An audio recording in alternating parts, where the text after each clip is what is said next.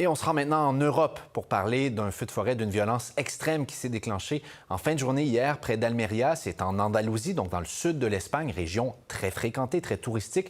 C'est un feu qui a fait une dizaine de morts, une vingtaine de personnes manquent toujours à l'appel. Pour faire le point avec nous, on rejoint Romain Chauvet, qui est journaliste à Madrid. Romain, quelle est la situation au moment où on se parle? Oui, eh bien, je vous dirais, Raphaël, que la situation est toujours critique sur le terrain parce que ce feu est toujours hors de contrôle ce soir.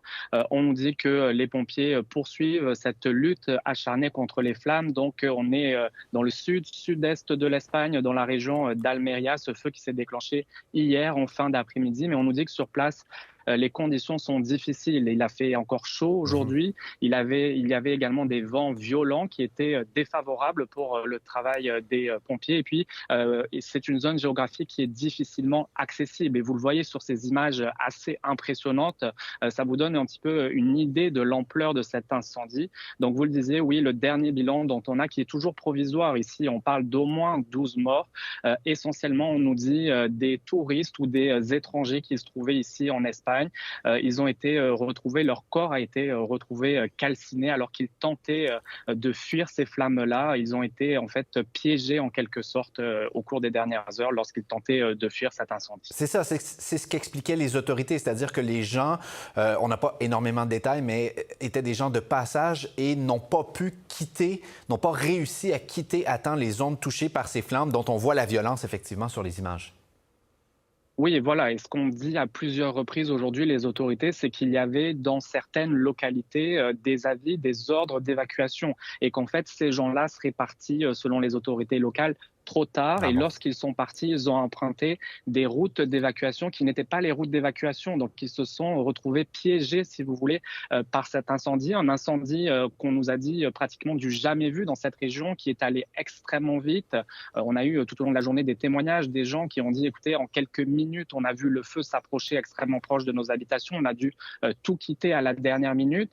Je vous dirais également, Raphaël, maintenant, la question ici en Espagne, c'est ces ordres d'évacuation, parce que les autorités locales n'ont pas envoyé, semble-t-il, d'alerte sur les téléphones intelligents, mais ont plutôt fait du porte-à-porte pour indiquer aux gens s'il fallait quitter ou se confiner à l'intérieur des habitations.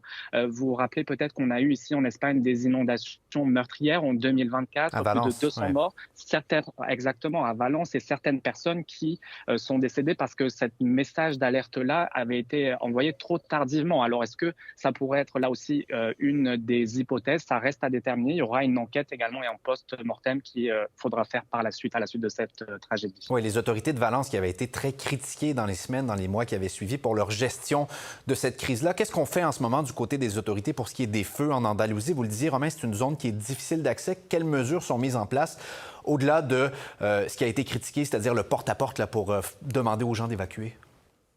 Oui, je vous dirais qu'on a envoyé beaucoup de renforts. Donc, je vous parlais de ces moyens terrestres, aériens. Il y a des hélicoptères, des drones qui ont été mobilisés sur le terrain. Il y a également l'armée qui a été envoyée en renfort, plusieurs dizaines de militaires qui sont arrivés tôt ce matin dans cette zone-là.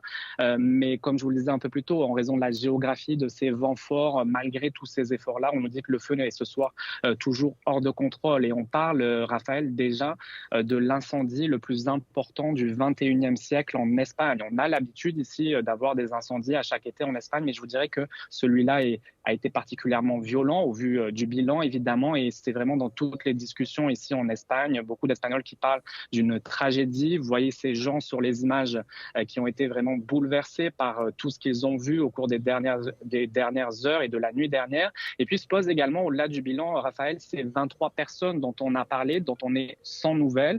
Les autorités nous disent que ce n'est pas forcément 23 personnes qui manquent à l'appel. Elles auraient pu se déplacer dans d'autres villages, trouver refuge chez des voisins. Alors, tout au long de la journée, les autorités ont essayé de retracer ces personnes-là.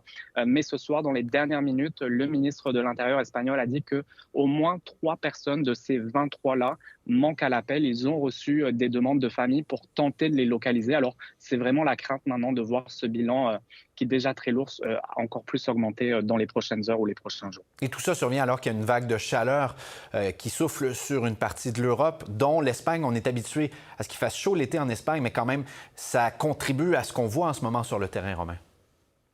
Oui, absolument, parce qu'on est en ce moment à la fin de cette troisième vague de chaleur canicule qu'on a déjà connue ici en Espagne.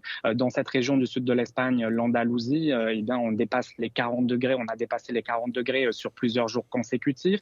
Il faut dire qu'on a reçu beaucoup de pluie au début de l'année en Espagne, ce qui a fait que la végétation s'est développée très rapidement, une végétation très dense. Et donc, avec toutes ces vagues de chaleur, la végétation est devenue extrêmement sèche et donc c'est un combustible très facile et très rapide. La moindre étincelle, le moindre petit départ de feu se transforme en des grands incendies. Bien sûr, tout ça accentué, on sait maintenant, par les changements climatiques. Et pour ce qui est de cet incendie-là, ce qu'évoquent les autorités comme départ de feu, ça serait, semble-t-il, des câbles électriques, un poteau électrique qui aurait pu déclencher ce feu-là. C'est l'hypothèse. En tout cas, évidemment, il y a une enquête qui est en cours, mais c'est ce qu'a annoncé aujourd'hui les autorités ici. Et quand tout est sec, évidemment, ça peut se propager rapidement. Un mot en terminant, Romain, parce que vous êtes donc de retour à Madrid, en Espagne. Vous étiez en France ces derniers jours. Là-bas aussi, il y a une autre vague de chaleur et il y a également des feux de forêt qui touchent certaines régions, notamment dans le sud, dans la Drôme, là.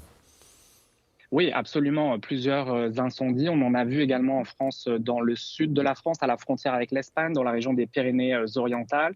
Cette vague de chaleur, bon, en Espagne, elle se termine, mais en France, elle va se prolonger encore pour quelques jours.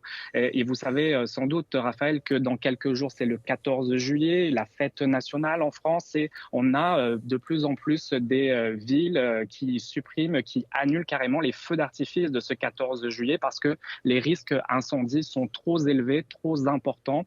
Vous savez que tous ces moyens, ces pompiers, eh bien, ils ont été mis déjà à rude épreuve parce que ces vagues de chaleur, elles se sont multipliées dans les dernières semaines également en France. Alors là-bas aussi, on est sur le qui-vive. Et vous savez, Raphaël, il y a également ce mécanisme européen lorsqu'il y a des incendies, des pays qui viennent prêter main forte à d'autres pays qui sont touchés par les incendies. Ce que disaient aujourd'hui les experts, par exemple ici en Espagne, eh bien, c'est que on voit vraiment de plus en plus de pays comme ça en Europe touchés par des incendies. Et donc, c'est difficile d'appliquer ce mécanisme-là. Alors, vous voyez que oui, ça touchait l'Espagne, ces incendies, mais ça touche également d'autres pays de plus en plus. Oui, parce qu'on a vu la vague de chaleur au cours des dernières semaines toucher des pays peu habitués, la Pologne, le Danemark, entre autres. Romain Chauvet, merci beaucoup. Avec plaisir. Au revoir.